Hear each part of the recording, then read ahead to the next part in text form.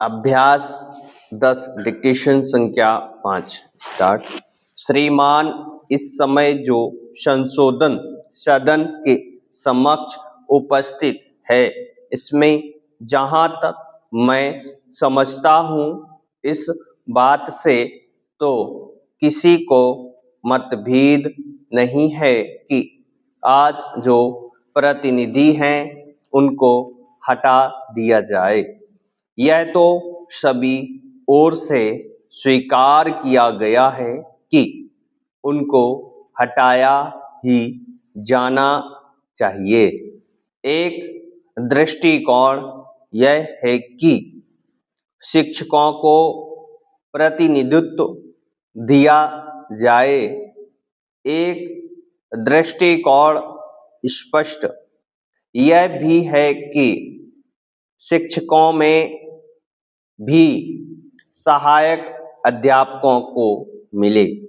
एक दृष्टिकोण यह है कि प्रबंधकों को प्रतिनिधित्व दिया जाए और एक दृष्टिकोण यह भी आया है कि प्रबंधकों और अध्यापकों दोनों को प्रतिनिधित्व दिया जाए।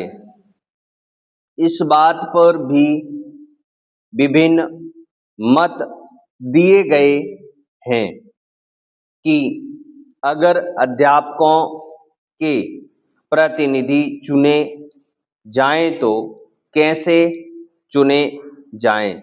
वे चुनाव के द्वारा आए या माध्यमिक शिक्षक संघों के द्वारा आए। Paragraph change.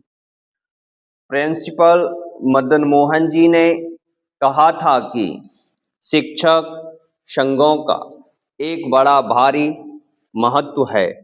मैं स्वयं इस बात को स्वीकार करता हूँ और थोड़ा बहुत मैंने भी इस बात का प्रयत्न किया है कि जो बाहर के प्रजातंत्र देश हैं उनमें किस तरीके से काम होता है, इस बात की जानकारी प्राप्त करूं और विशेषकर इस तरह से जानने की कोशिश करूं कि प्रजातंत्र में नियंत्रण लगाना अच्छा नहीं होता,